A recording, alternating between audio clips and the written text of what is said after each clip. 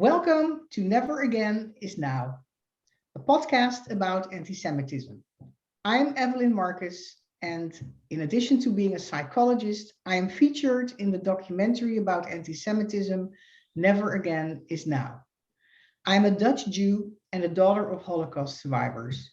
In 2006, I immigrated to the United States because of the rising anti-Semitism in Europe. I am Phyllis Zimbler-Miller, the author of the nonfiction Holocaust play, Thin Edge of the Wedge. And I grew up in a small town in the Midwest where I was the only Jewish child in all my public school classes, although there was one synagogue. But not in a Holocaust community, a community of Jews whose parents and grandparents had come running away from the Tsar and other pogroms in Eastern Europe. Then in 1970, my US Army officer husband and I found ourselves stationed in Munich, Germany, only 25 years after the end of World War II. This changed our lives forever. Today, we will continue with our discussion of the book that was published in January 2022, The Betrayal of Anne Frank, a Cold Case Investigation, and its conclusion that Anne Frank was probably betrayed by a Jew. In our last episode, we interviewed a Dutch Holocaust historian, Johannes Houwing ten Kate, about this subject. Today, we have Jessica Durlacher as our guest.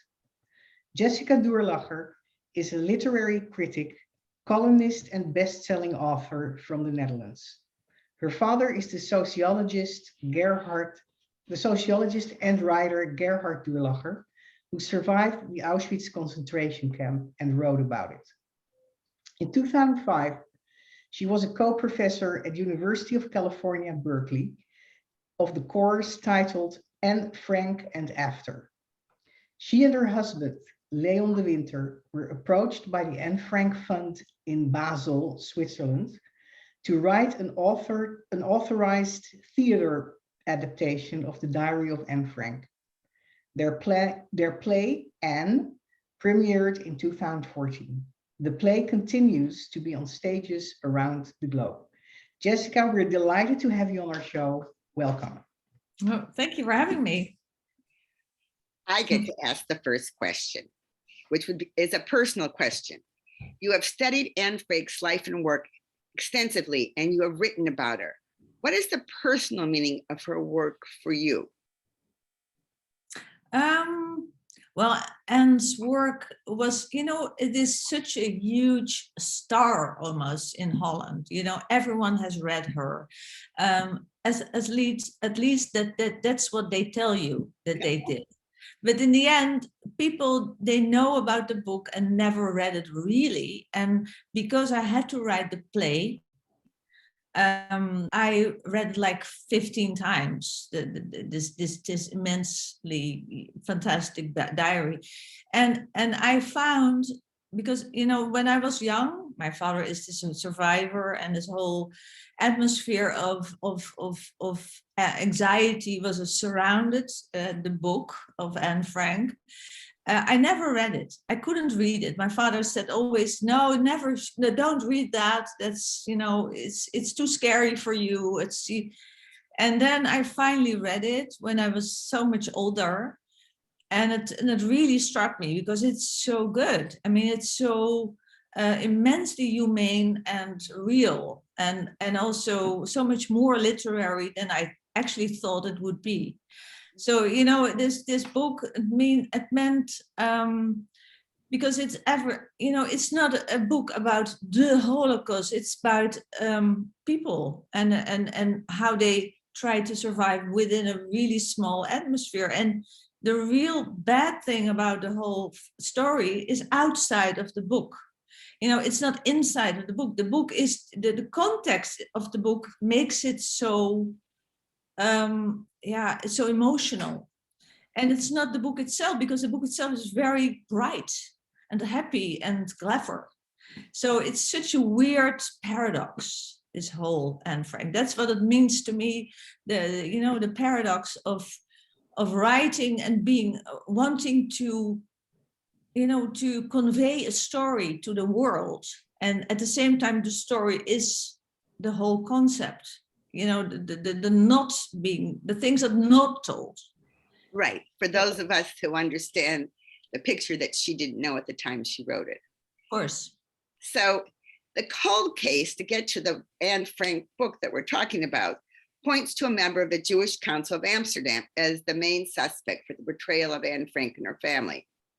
Allegedly, this person, to exempt himself from the transportation to the east to the death camps, gave information to the Nazis about Jews in hiding places, that he might have had access to the hiding addresses because he was a member of the Jewish Council. Do you believe the outcome of this cold case investigation, placing the blame on this notary? Well, the whole presumption is that exactly what you just described, that there existed lists of this Jewish council, and he was a member of the Jewish council, but no one has ever proven that there have been lists like that.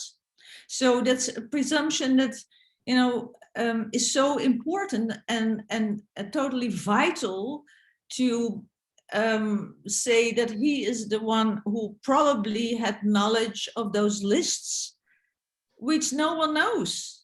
No one knows if he, had, and also the Jewish Council, we should not forget that, has been, how do you call it? It stopped being in existence from the end of 43 on.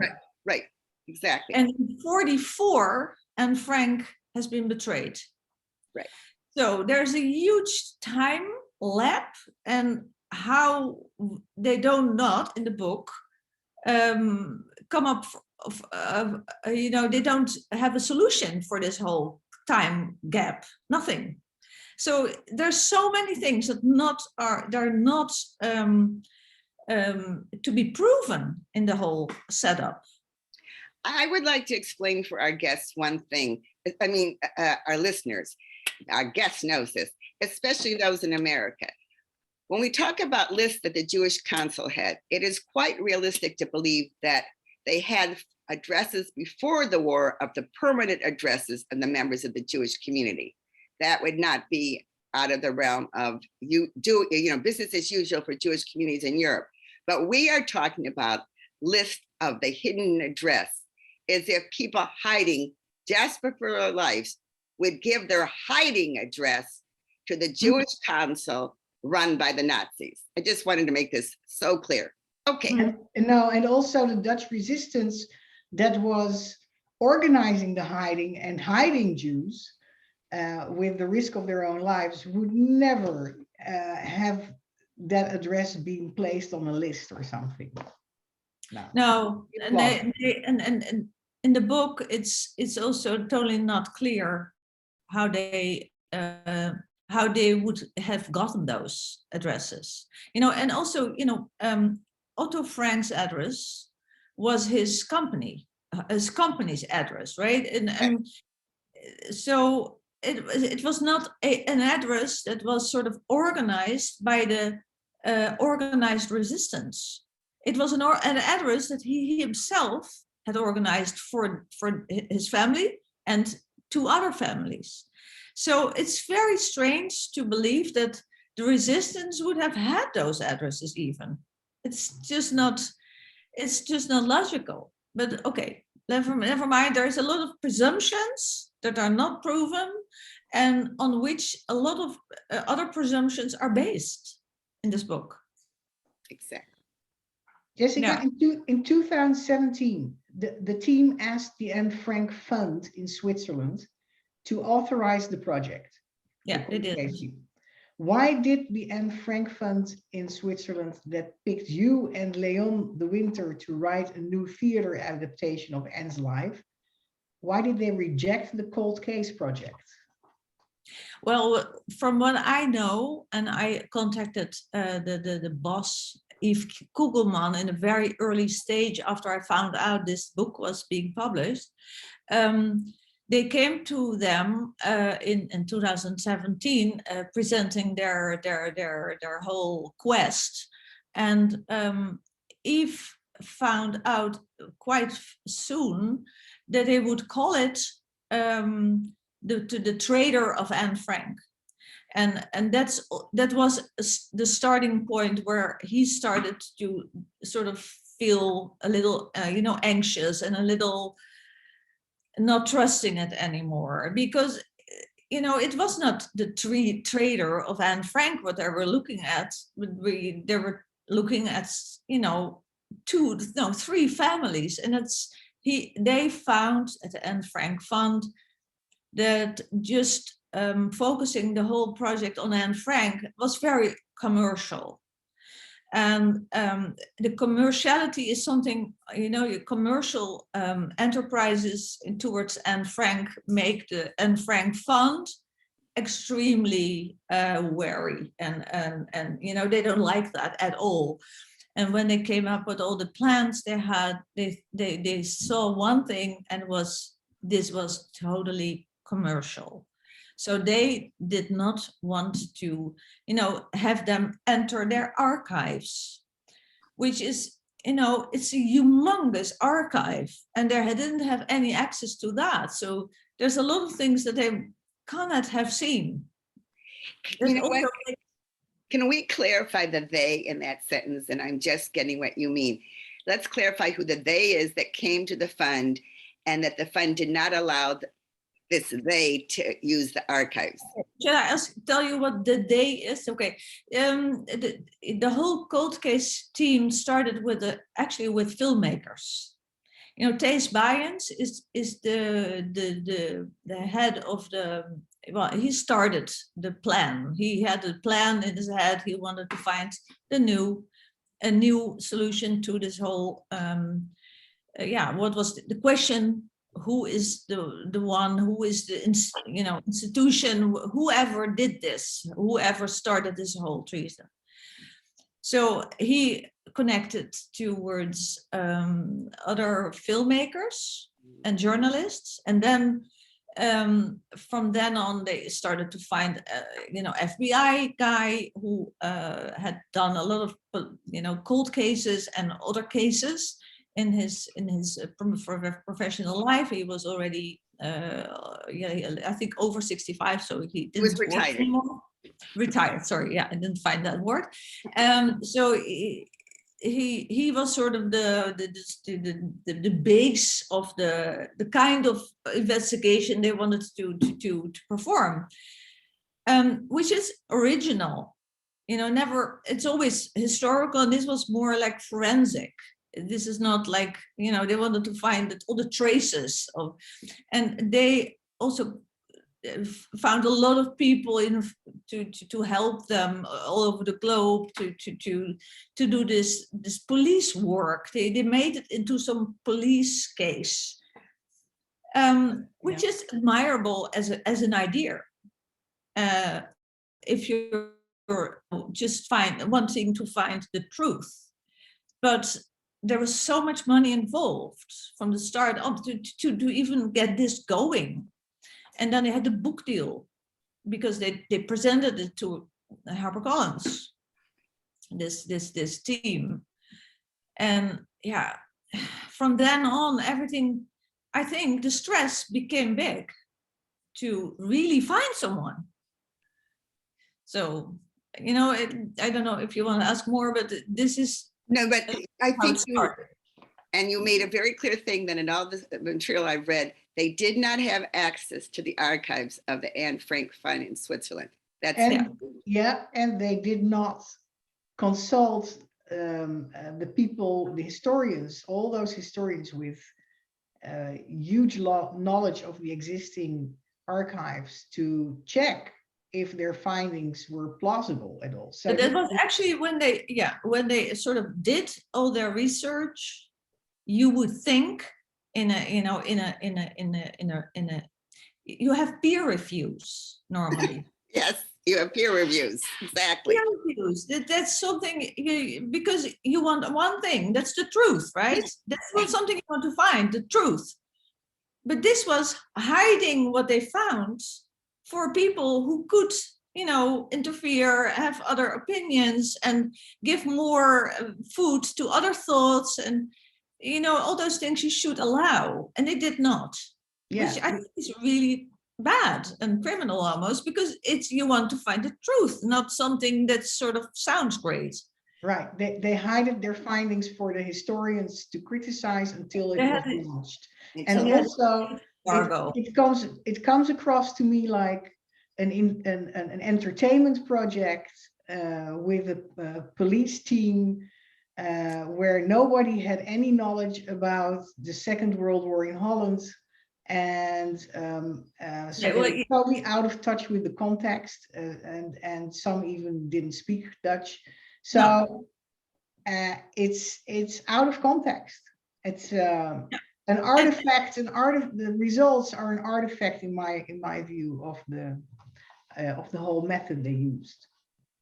Yeah, I think so too, because you know all those things are so in these matters. A thorough knowledge of the language is so, you know, mandatory. I mean, you need to be able to read between lines. The whole thing started, the whole suspicion they based our whole research on is based on a little note language. And the note is small, and it's not, it's a note that they already was researched, has been researched by a historian. It's a note that Otto Frank received right after the war in his door at the same house that they had been hiding in the company that they hid it for 2.5 years in, and that he went back to after the war alone without his family. And then he got this note in his mailbox, and so he opened the note. He read it. It was like an accusation of someone in the city, someone from the Jewish Council. He dismissed this note as being vile gossip. He put it away for years. It was not signed. We need to tell our audience it was not signed. The person didn't have the courage. Anonymous notes. Yes. Yeah. Like there were amazingly many anonymous notes among people that in that moment after the war, because people wanted to get rid of people that they hated.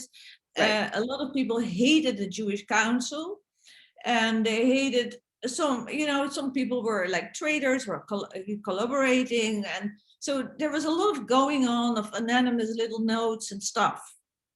And this was one of those things. And Otto didn't want to even believe, but he kept it. He did keep it.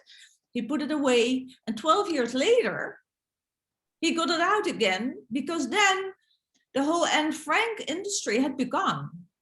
Not before that, not. He had the diary, and he had to also cope with the whole horrible things that he went through. And he was not even busy whole diary yet. That came much later.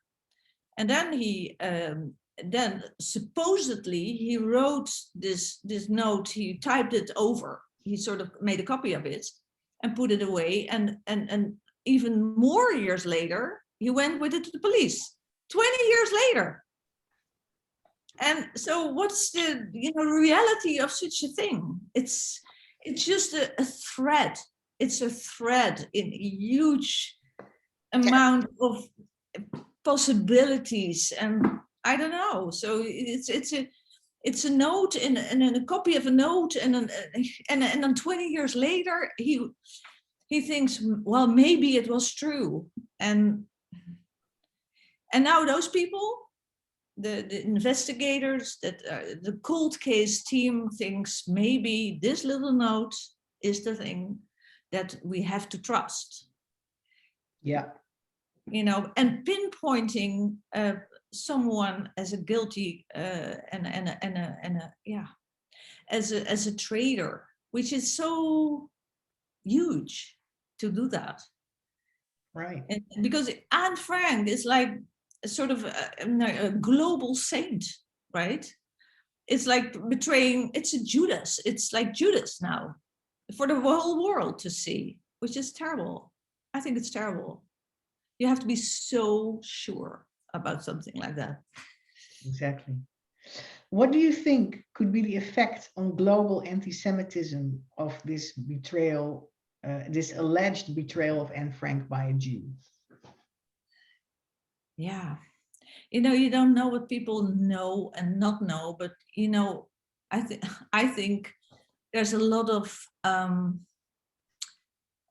do you call that? Dat je dingen niet weet. Hoe heet dat? What? Dat je iets niet begrijpt en niet weet. There's so much unknown. Yeah, there's so much incomprehensible. Incomprehensible. Yeah, You mean ignorance? Ignorance, that's the word I was looking for. Yeah, there's so much ignorance about, I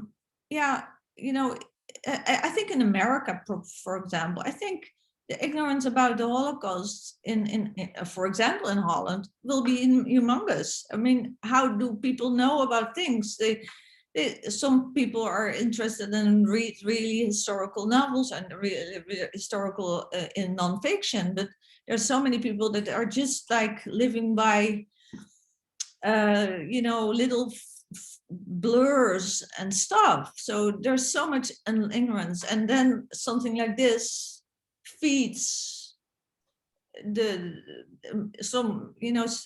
things, feelings of okay, so it's all one big complot. Jews are being, they claim the Holocaust, and yes. Now it's new, so it's all the same. It's terrible. It's sort of one big how do you call that? One big system almost. Yes.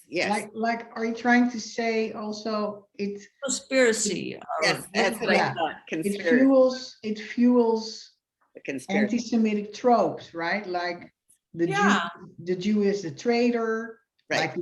Like Judas, the Jews called the Holocaust upon themselves. All those terrible things, all those tropes, So let's not repeat these terrible things. So is there a lot of commotion in the Netherlands about this cold case reported in the new book? Could you tell us briefly what the Dutch response has been? Yeah, the Dutch response was, well, I'm happy to say, extremely critical. And I guess it's merely because there are so many historians are really digged in this whole history for many, many years and have access to all the information. So has been now, I think, like at least 20 op-eds, articles, television appearances, talk shows. There's so many things that have been extremely critical towards this book. And also, the publisher in Holland, they eventually, they started out with a letter towards all the authors to sort of apologize for their their sloppiness, and they shared the shock about the sloppiness, and also about they blamed themselves for not really checking up on the findings that the cold case team had done. So they said, well, let's postpone the second print. And at first they were like on the bestseller list on the fourth, but when that was actually research, and that's only 2,000 copies that were sold. So that was, it was maybe a bad week. The bestsellers, even number 4 on the bestseller list, didn't even sell more than 2,000 copies, which is great. And now I think it's great because I don't want people to read this book. And now they stopped they stopped printing. So this first print, I don't know if it's sold out. I don't think so. It's not selling well at all.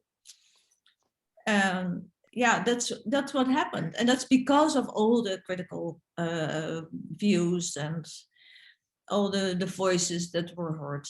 It's in Holland, no one will still believe that this is a book that states that actually gives the truth. But that's only Holland. I was about to say, HarperCollins sold the rights, I forget how many countries. 23. And 23 countries. Yeah. so far, it has not been stopped anywhere yet. No, but in Germany, it hasn't come out yet. Yes, I know. And that's good. And they're thinking about it, right? Still thinking. Actually, I did write a huge op-ed there too. Hopefully it helps a little bit. Very critical, and my husband as well. But you never know. I don't know what they're gonna do. And I was actually thinking about writing a second op-ed about it, stating that those people who are trying to describe in their findings in this book about this notary who, you know, was sort of was, how do you call it? He was sort of in a blackmail situation, right? He wanted to save his own skin. That's what he allegedly did. Save his own skin, and therefore betrayed addresses. That's what they claim. So he was sort of in a blackmail situation in a way. But those actually the people that now went into this whole thing with Rosemary Sullivan and with HarperCollins, they themselves got also in a very tight and a little bit corrupt situation. Right, they were like forced to find someone. They had to come up with someone, which is they describe someone, and they themselves are also a little bit in the same situation, that they do something bad with this. Right. No. And we need to remind our podcast listeners that the person that they accused died of, I believe, throat cancer, but he died in 1950. And also he had been in hiding 6 months before the Franks were portrayed. And anyone who studied the Holocaust knows that if Nazis had waited 6 hours after getting the address, I would be surprised. They didn't wait 6 months. So we need to keep that in mind also. Yes, exactly. That's true. And also the whole thing that in the book, it was omitted that he went into hiding. It was admitted in the book? It was omitted in the book. They actually claimed that he was not findable. He was not under the radar, living under the radar. And so suggesting that the Germans kept him safe. But in the reality that we found out after the book was published, we found out that he had been in hiding. How can someone who is in hiding call the Nazis, right? Right. Betray people. And why would he do that? Why? I mean, the motive is not there. Exactly. The motive is not there. Evelyn, you get the next question, right? So besides the published book detailing the cold case investigation, are there any other plans you know of for reporting this investigation? I heard the rumor a documentary was planned. Do you know anything? Yeah, they filmed everything. Sorry? Filmed it? Yeah, you know, yeah, Thijs Bijens, the one who started the whole project, he filmed everything. I think the initial idea was to make a documentary about this whole project. The way I didn't sell the rights yet. They didn't sell the. That's what at least what I know. They didn't sell the rights yet. Oh, and okay. you know, for selling something big like this, you should not have so much commotion going on, I guess. I mean, if you're not sure about your findings, I don't know if people will be interested. Right. And of course, you know, to make another statement, the book is full of interesting new details. They did find things. They did find people that they knew a lot of new, facts of the Holocaust and about the war, and how those people that earned so much money by betraying other people. There was a whole business going on, and they came up with a lot of little notes where in which this horrible selling off of names of people who had, you know, who had to go to the camps. There's so much going on about it. There is so much that they retrieved from their archives that they found that's interesting. I mean, that's for historians fantastic material to go on with. So it's not all bad what they did. They just should not have pointed out someone about whom they were not sure. Right. Yeah. So let's hope that that false conclusion about this Jewish notary as the betrayer will not be spread any further with international documentaries airing internationally. Let's hope that's not. I hope so too. I hope so too, definitely. But to go back to our last question before we let you get last words, it's really going back to HarperCollins. And it would be nice if they issued a revised book. That would be one way, but the other way would be not to continue publishing this. And if you agree, is there anything that our listeners can do? Evelyn and I know that the head of the European Jewish Congress sent a letter to the head of HarperCollins asking that the book not continue to be published in its current format. And can our listeners do anything about encouraging HarperCollins to reconsider publishing the book as is? Yeah, maybe they should write letters or not. Yeah, I think that's the only thing that I can come up with. Write letters and be aware, tell each other, and yeah. But you should never also underestimate readers, and maybe they are capable of seeing through. That's also possible, but I'm not sure. Actually, I'm maybe that's naive to think that. No, they should actually. I hope that the Jewish American Jewish Council, whatever, that must exist as well, right? Like the European. America's not set up the way Europe. No, so we have lots of Jewish organizations with heads, but we don't have one. We don't have your American Jewish Congress. It takes in. We do have it, but that name is for a different kind of organization. We don't have an overall umbrella organization the way Europe does. So that's different. That's a pity. That's a pity. That would be great if they would say something like this. But at the same time, to stop printing. It's all very very harsh, and it attracts a lot of attention. And it makes the book so Mein Kampf was Hitler's book has been banned for many years, and at the same time there was this huge almost right underneath. It was sold and it read like if it was a real amazing and interesting book, which it gives it a certain glamour that it should not have. Right. So I'm a little worried about that.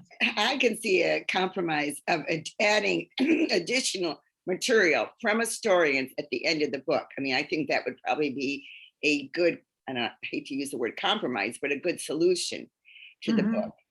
But we're not the publisher. And as important or even more important, if they make a documentary, and distribute the documentary, to have that same nuance from historians in there. Because even people who don't read a book or don't watch the documentary, people will talk about it at the dinner table and then say, oh, the betrayer of Anne Frank was a Jew. And then that becomes the rumor in the new rumor. So I hope they will, whatever is published will add the nuance in it. Exactly. Yeah. Do you have any last words, Jessica, what would you like to leave our audience with?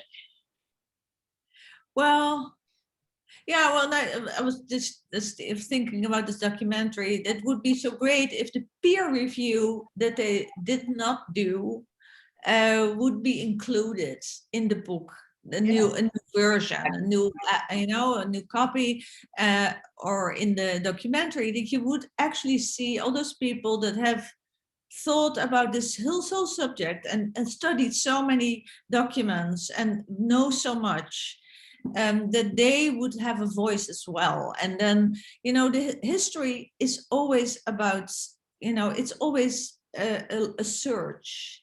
And if it's a search, it's okay. I mean, we keep searching, and we should keep searching, and not be too, easily satisfied with all kinds of silly, Yes. uncertainties. Yes. Yeah, that's would Yes. I think that's very good.